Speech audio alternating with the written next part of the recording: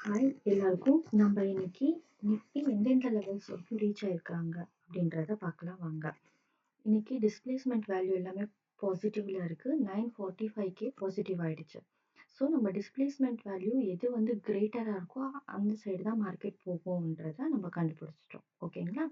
இப்போ 945K நம்மளுக்கு ஸ்ட்ராங்கா ஒரு இண்டிகேஷன் கொடுத்துருக்கு. நம்மளோட டிஸ்பிளேஸ்மெண்ட் என்னன்னா 23,100 CE லெவலும் 23,150 CE லெவலுக்கு தான் மார்க்கெட் போக போகுது அப்படின்ற ஒரு இண்டிகேஷன். இந்த லெவல்ஸ் எல்லாம் நிஃப்டில எந்த லெவல் வரைக்கும் இருக்குன்னு பார்த்தீங்கன்னா, இங்க நான் பாக்ஸ் மார்க் பண்ணியிருக்கேன் பாருங்க. 23,150யும் 23,100ம் எந்த லெவல் வரைக்கும் இருக்கு அப்படின்றத நம்ம 945K கண்டுபிடிச்சிட்டோம். மார்க்கெட் அங்க வரைக்கும் ரீச் ஆக போகுது அப்படின்றத நம்மளுக்கு ஃபர்ஸ்டே தெரிஞ்சிருச்சு. ஸோ ஈஸியா எந்த மெத்தட்ல உங்களுக்கு தெரியுமோ அந்த இடத்துல இருந்து நீங்க என்ட்ரி எடுக்கலாம். அப்படி உங்களுக்கு தெரியலன்னா பிரச்சனையே இல்ல. நீங்க எங்ககிட்ட வாங்க. நாங்க உங்களுக்கு எல்லாமே ஈஸியா சொல்லி தருவோம். ஓகேங்களா?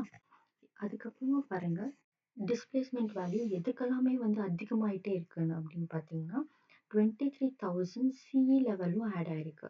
அப்படின்னா என்ன மார்க்கெட் 23,150 அதுக்கப்புறமா 23,100 அதுக்கப்புறமா 23,000 CE லெவல்ஸ்ல வருது நம்மளோட இண்டிகேட்டர் லெவல்ஸ். ஓகேயா?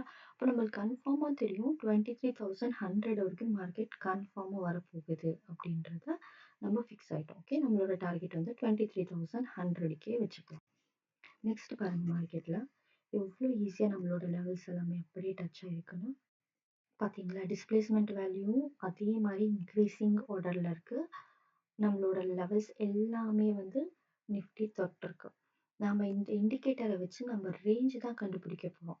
அதனால தான் நம்மளுக்கு ஈஸியா மார்க்கெட் வந்து டவுன் ட்ரெண்டா இல்லைன்னா அப் ட்ரெண்டா இல்லைன்னா சைடு வேஸா இல்லைன்னா எப்படி டிஸ்பிளேஸ்மெண்ட் வேல்யூ வச்சு கண்டுபிடிக்கலாம், இல்லைன்னா ஸ்ட்ரைக் ப்ரைஸ் வச்சு மார்க்கெட் எப்படி இருக்கிறது அப்படின்றத கண்டுபிடிக்கலாம். இப்போ நான் இன்னைக்கு டவுன் ட்ரெண்ட்னு எப்படி சொன்னேன்னா, இந்த ஓப்பன் க்ளோஸ்ன்றது ஒரு ரேஞ்ச் இல்லையா? இந்த ஓப்பனுக்கு கீழே தான் மார்க்கெட் இருந்தது இன்னைக்கு. அப்போ என்னன்னா டவுன் ட்ரெண்ட். அது ஒரு ஸ்ட்ராங் இண்டிகேஷன். அதுக்கப்புறமா நம்மளோட டிஸ்பிளேஸ்மெண்ட் வேல்யூ. இது நம்மளுக்கு இன்னொரு பெரிய ஸ்ட்ராங் இண்டிகேஷன்ஸ். ஓகேங்களா? இந்த ரெண்டு இண்டிகேஷனை வச்சு தான் இன்னைக்கு மார்க்கெட் மூவ்மெண்ட் கண்டுபிடிச்சு நம்ம இன்னைக்கு பாருங்க இங்க எவ்வளோ எவ்வளோ ஈஸியா ட்ரெண்ட்ஸ் எடுத்து நம்ம எவ்வளோ பெரிய டார்கெட்ஸ் வைக்கலான்றத நீங்க யோசிச்சு பாருங்க.